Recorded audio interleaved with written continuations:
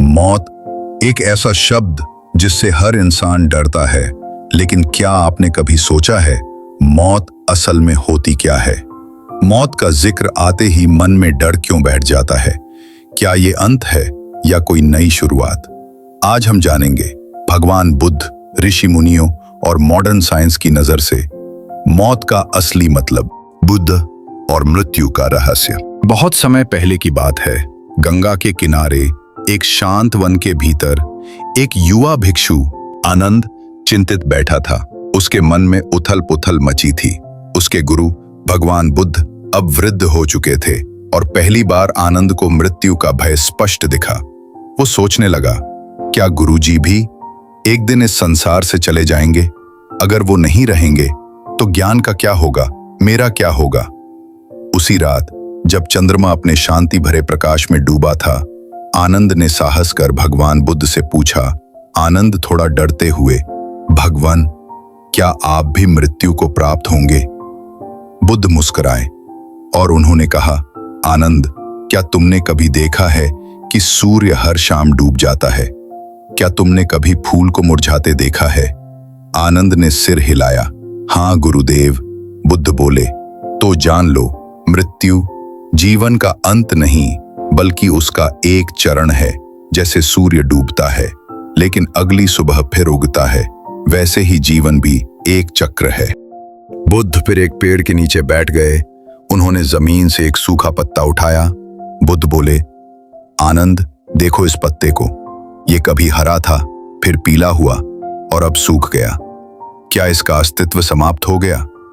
आनंद बोला, नहीं गुरुदेव, ये मिट्टी में मिल जाएगा।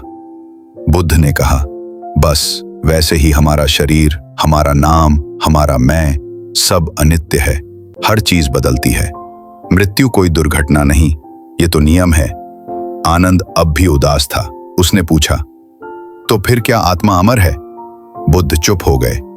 एक लंबी चुप्पी, हवा थम गई जैसे। फिर बुद्ध बोले, कुछ प्रश्न ऐसे होते हैं जिनका उत्तर मौन ही होता है। मैं ये नहीं कहता कि आत्मा है या नहीं, मैं कहता हूं तुम स्वयं अनुभव करो। फिर उन्होंने मुस्कुराकर कहा, मृत्यु से मत डरो आनंद। डर तभी होता है जब तुम किसी चीज को पकड़ कर बैठे हो, शरीर, संबंध, नाम या भविष्य। जब छोड़ दोगे तब मृत्यु भी एक सुंदर यात्रा बन जाएगी। नचिकेता और मृत्यु का रहस्य। कई हजार साल पहले जब ऋषि मुनि जंगलों में तपस्या करते थे, जब जीवन और मृत्यु को सिर्फ देखा नहीं जिया जाता था, तब उपनिषदों में लिखा गया, मृत्यु केवल शरीर का अंत है। आत्मा न जन्म लेती है न मरती है, वो अजर, अमर और अविनाशी है। पर क्या इसका मतलब आम इंसान समझ पाता है? शायद नहीं। इसलिए एक दिन एक छोटा बालक नचिकेता मृत्यु का रहस्य जानने स्वयं यमराज के पास चला गया। नचिकेता एक ऋषि का पुत्र था। उसके पिता एक यज्ञ कर रहे थे और अपनी पुरानी दुबली सी गायों को दान दे रहे थे। नचिकेता ने देखा और पूछा, पिताजी क्या ऐसा दान श्रेष्ठ होता है? पिता को क्रोध आ गया। उन्होंने झुंझलाकर कह दिया, जा, तुझे यमराज को दे दिया। और बस। नचिकेता ने वो बात शब्दशः मान ली। वो अकेला चल पड़ा मृत्यु के देवता यमराज के लोक की ओर। जब नचिकेता वहां पहुंचा, यमराज घर पर नहीं थे। 3 दिन तक वो बिना खाए पिए दरवाजे पर बैठा रहा। जब यमराज लौटे, उन्होंने उस बालक का धैर्य, साहस और तपस्या देखकर उसे 3 वरदान देने की बात कही। पहले 2 वरदान व्यक्तिगत थे, लेकिन तीसरा, नचिकेता बोला, हे यमराज, मुझे बताइए, मृत्यु के बाद क्या होता है? क्या आत्मा रहती है या सब समाप्त हो जाता है? यमराज पहले तो टालने लगे। उन्होंने कहा, यह प्रश्न बहुत कठिन है। बड़े बड़े देवता भी इसका उत्तर नहीं जानते। तू कुछ और मांग ले, सोना, लंबी उम्र, रथ, गंधर्व। लेकिन नचिकेता अडिग था। यमराज मुस्कुराए और बोले, हे वत्स, सुनो, शरीर नश्वर है पर आत्मा अमर है। जैसे पुराने कपड़े फेंक कर हम नए पहनते हैं, वैसे ही आत्मा एक शरीर छोड़ दूसरे में प्रवेश करती है। मृत्यु कोई अंत नहीं, ये तो एक द्वार है, एक स्थानांतरण। ऋषि मुनियों ने सदियों पहले जो जाना वो यही था कि हम सिर्फ शरीर नहीं हैं, हम एक यात्रा पर निकली आत्माएं हैं, और इस यात्रा में जन्म और मृत्यु तो बस रुकावटें हैं, पड़ाव हैं, होटल की तरह। ध्यान, योग और तपस्या के माध्यम से वो मृत्यु के भय को नहीं, मृत्यु की प्रकृति को समझते थे। उनके लिए मृत्यु कोई शोक नहीं, बल्कि एक साक्षात्कार थी। ब्रह्म ज्ञान के पथ पर चलते हुए ऋषि मुनियों ने न सिर्फ मृत्यु को स्वीकार किया, बल्कि उससे मित्रता कर ली। नचिकेता जैसे बालक ने यम से संवाद किया, हम भी कर सकते हैं, शर्त बस एक है, डरना नहीं है, जिज्ञासु बनना है। अब तक आपने जाना कि बुद्ध, ऋषि मुनि मृत्यु को कैसे समझते हैं, लेकिन अब जरा साइंस की नजर से देखिए, मौत है क्या? साइंस के मुताबिक मौत कोई रहस्य नहीं, बल्कि एक बायोलॉजिकल प्रक्रिया का अंत है।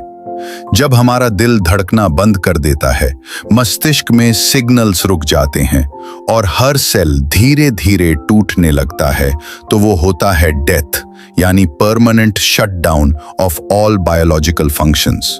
आज की मॉडर्न मेडिसिन में ब्रेन डेथ को ही असली मृत्यु माना जाता है। भले ही दिल कुछ समय मैकेनिकल सपोर्ट से धड़कता रहे, अगर दिमाग बंद हो गया तो इंसान क्लिनिकली डेड मान लिया जाता है। लेकिन यहां से कहानी ट्विस्ट लेती है। कुछ लोग जो क्लिनिकली डेड हुए और फिर जिंदा लौटे, उन्होंने नियर डेथ एक्सपीरियंसेस की बात की।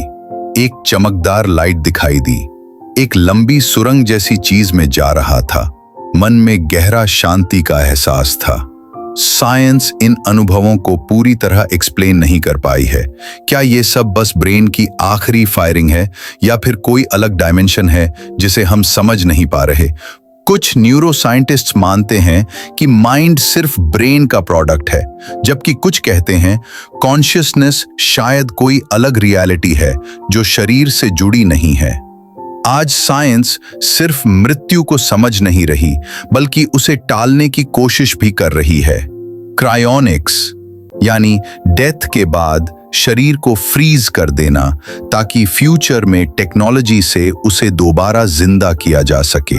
आर्टिफिशियल इंटेलिजेंस, कुछ लोग अपने दिमाग का डेटा डिजिटल रूप में सेव करने की कोशिश कर रहे हैं, ताकि मौत के बाद भी उनकी थिंकिंग एक एआई में जिंदा रह सके। दिलचस्प बात यह है कि कुछ एंशिएंट कल्चर्स, जैसे Tibetan book of the dead, मौत को एक ट्रांजिशन मानते हैं। साइंस से भी अब इनडायरेक्टली यही कहती दिखती है, शायद मौत अंत नहीं, एक बदलाव हो। अब एक छोटी सी सच्ची घटना सुनिए। डॉक्टर एबन अलेक्जेंडर, एक अमेरिकी न्यूरोसर्जन जो पूरे जीवन ये मानते थे कि कॉन्शियसनेस सिर्फ दिमाग की इलेक्ट्रिकल एक्टिविटी है, लेकिन 2008 में उन्हें बैक्टीरियल मेनिंजाइटिस हुआ और वो 7 दिन कोमा में रहे। मेडिकल रिकॉर्ड्स कहते हैं उनका दिमाग पूरी तरह इनएक्टिव था। लेकिन जब वो वापस आए, उन्होंने बताया, मैंने एक उजाले से भरी दुनिया देखी जहां शांति थी और ऐसा लगा जैसे मैं किसी और ही रियलिटी में था। आज वही डॉक्टर कहते हैं कॉन्शियसनेस शायद बॉडी से अलग कोई चीज है। तो विज्ञान कहती है मौत एक बायोलॉजिकल एंड है, पर हर दिन साइंस के पास ऐसे सवाल आ जाते हैं जिनके जवाब अभी खुद साइंस के पास भी नहीं है। अब सवाल यह है, अगर मृत्यु इतनी स्वाभाविक चीज है, तो फिर इंसान इससे इतना डरता क्यों है? असल में मृत्यु का डर हमारे मन की सबसे गहरी परतों में छिपा होता है, और ये डर आता है 3 बड़ी वजहों से। सबसे बड़ा डर, मौत के बाद क्या होगा? अंधेरा, शून्यता या कुछ भी नहीं। मन, जिसे हर चीज पर कंट्रोल चाहिए, वो इस अनजाने खालीपन को बर्दाश्त नहीं कर पाता और यहीं से डर जन्म लेता है। ईगो का डर, मैं नहीं रहूंगा। हमारा पूरा जीवन मैं के चारों ओर घूमता है। मैं कौन हूं, मेरा नाम, मेरी पहचान, और अचानक कोई कहे वो मैं ही नहीं रहेगा, तो ईगो डर जाता है, क्योंकि ईगो को मरना नहीं आता। अटैचमेंट, रिश्ते, चीजें, यादें हमें अपने परिवार से, दोस्तों से, अपनी चीजों और यादों से इतना लगाव हो जाता है कि हम सोच भी नहीं पाते। इन सब से कभी दूर भी हो सकते हैं, और जब मौत का ख्याल आता है, ये सभी अटैचमेंट्स खिंचकर हमारी छाती से लिपट जाते हैं। मेरे बाद मेरी माँ का क्या होगा? क्या कोई मुझे याद करेगा? क्या मेरी अधूरी ख्वाहिशें यूं ही रह जाएंगी? पर यह डर भी समझा और सुलझाया गया है आंतरिक यात्रा से। भगवान बुद्ध ने एक अभ्यास दिया था, मरण स्मरण। बुद्ध कहते थे, हर दिन अपने आप से कहो, मृत्यु कभी भी आ सकती है। इससे डरने के लिए नहीं, बल्कि जिंदगी को जाग कर जीने के लिए। माइंडफुलनेस, एक्सेप्टेंस और सरेंडर। जब हम ये 3 चीजें साध लेते हैं, तो मृत्यु का डर भी धीरे धीरे डिसॉल्व हो जाता है।